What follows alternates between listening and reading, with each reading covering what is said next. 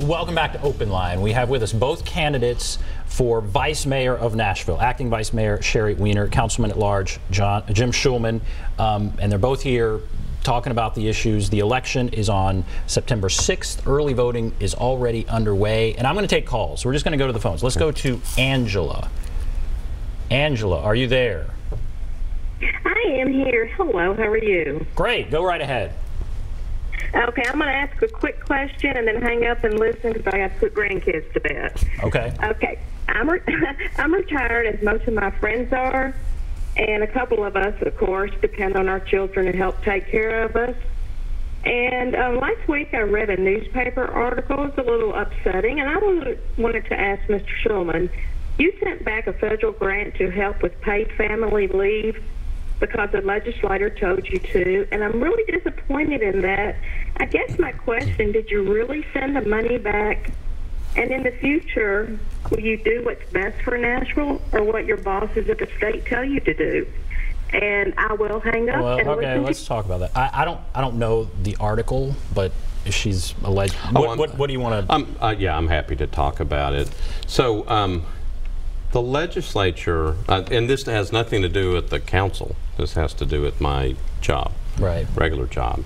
So the Department of Labor at that point had proposed a piece of legislation to the state legislature because they wanted to apply for this grant for family paid leave. I'm at the Commission on Aging, so the labor was the right place to do it. So they went to the state legislature and they said we want to apply for this grant. The legislature said no. And then somebody mentioned the grant to us, and we were not interested in the family paid leave because that's not what we do at the Commission on Aging. What we wanted to do was study caregiving. So, so we instructed our staff, and we were told that we were going, and we told everybody else that we were going to write the grant for caregiving purposes, which is what we are concerned about, not the family paid leave. And we checked with people, and they said that was fine. Somehow, the people who actually wrote the grant didn't do that. They wrote it for family paid leave, which the legislature had said they didn't want that. Look, I'm for family paid leave, but in that capacity, we were told not to do that. The grant was supposed to be for caregiving purposes. I was called and told that you wrote a grant in basically in contradiction to what we were supposed to be doing. And I thought, no, it's not a grant about family paid leave. It's a grant about caregiving. And I went back and checked, and it was a grant about family paid leave, and we had been told not to do it from the very beginning. And so talked to folks, and it's our mistake. We won't make that mistake again. But so we had to return the money. We never got it. We just said we can't accept this because we were mistaken. We don't do family paid leave. It's not. That was not what we were supposed to be doing. Because you're on the commission. I'm at the Commission on Aging, right? And it was supposed to be a study on caregiving, and we were in the wrong. And I'm not going to accept federal money just to waste it. We had to send. We had to say no. We were in the wrong. All right. Let's see if the next call is about Metro. Let's see. Ann, are you there? Yes, I am. Go right ahead. Yes. Ms. Weiner stated that everybody deserved a safe and secure environment to live in. So I'd like to know why she feels that the legislation for Community Oversight Board is so extreme. So this is the Community Oversight Board that would give oversight to the Metro Police Department. She's saying you think it's extreme. What is your position on? She feels the legislation is too extreme. Okay. All right. What about what she's saying? Actually, what I believe is that everybody should have the opportunity to feel safe in the community, and that's one of the reasons that I've stressed the importance of following through with the need for body cameras on our officers to protect the public and to protect our police officers. My dad was an officer for 45 years, and so I grew up in that family of law enforcement, as well as living in a very mixed, diverse community. Having said that, where the COB stands is that it also offers subpoena and investigative powers to that board, and I feel like it's a duplication. I feel like we've already got the TBI and the DA that are an independent entity beyond the MNPD, and therefore we've already got that. So you oppose a community oversight board. Where do you stand on community oversight board? So obviously there was a petition that was generated to put it on the ballot. I signed the petition. I am very concerned about what's happening in this city. There spent a lot of time, obviously we both have, but spent a lot of time in the community just listening to people. And there is, I'm concerned that there's kind of a tension out there that has not been addressed.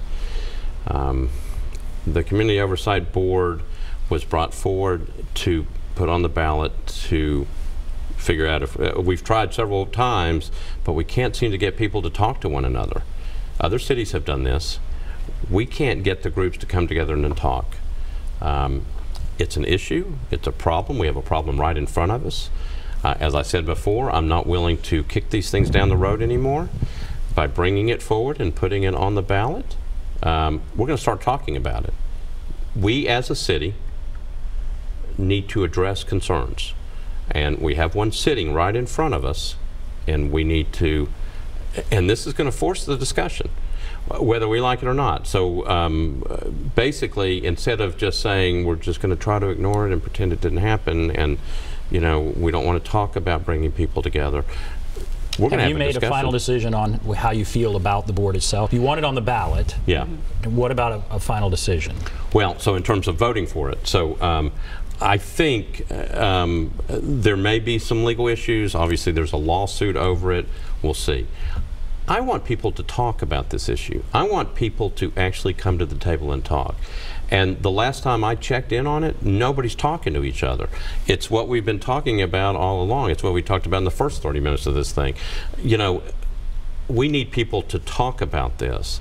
It's unhealthy for us not to talk about it. I want people to talk about it, and let's figure out if we can come to some solution on it. After the last, when this video came out involving the shooting, you released a statement that seemed to indicate that you thought the police chief should step down. Is that an accurate characterization of what you said, or what is your assessment of the leadership of the police department and the police chief right now? So as I shared, my father was a police officer. I grew up in that life, 45 plus years. And when my dad would leave and get dressed to go out on patrol, in his pocket, he wore an audio pocket little recorder. And the reason he did that was so he had backup for any public engagement that he encountered. And he had that backup if he went to court, if he had that backup if anybody contested what he had said or done. And it was his manner of protection. And most of the guys did that as well. So let's fast forward to today. Today we have the option for body cameras. The Metro Council last March of 2017 allocated funds, $15 million, for the implementation of those body cameras. That's what we said would be the most helpful to give clarity to police and community engagement. We have 2 young men who are dead. We have police officers who have to look over their shoulder while they're in the midst of their work to protect you and me, because that's who you call when you have a problem. And so to protect everybody, the Metro Council said, let's put the body cameras on, and there's been no implementation of that to date, nor an explanation to us as to why that has not been deployed. Do you have confidence in the police chief? I would love to have confidence in the police chief if he will adhere to the directives that are provided by the Metro Council. That hasn't happened, and when you have a board of directors in a company that issues a directive to a department head and it's not followed through, what I said was you consider the leadership and its effectiveness to do the job. If he can rise to the challenge and do the job, great. If he can't, then we need to look elsewhere. And quickly, your position on the police chief. Do you have confidence in the police chief right now? So in terms of this discussion, in terms of where this issue came up, I just talked about tension in the city, and listening to people, there's kind of that underlying tension. We're a great city. I want to keep it safe and protected. We just had a series of tragic incidents. The mayor at the press conference called for calm. So people are still looking at the films, trying to understand it. He called for calm. So at that point, my position is I'm not going to say anything to increase the volatility of the situation. We are, you know, we need to look at how this transpires, and then we all need to figure out where we go from here. But it's a tragic situation, but I don't want any more tragic situations resulting. All right, we're going to take a break. Come back and we'll take some more calls. Take a break. Be back right after this.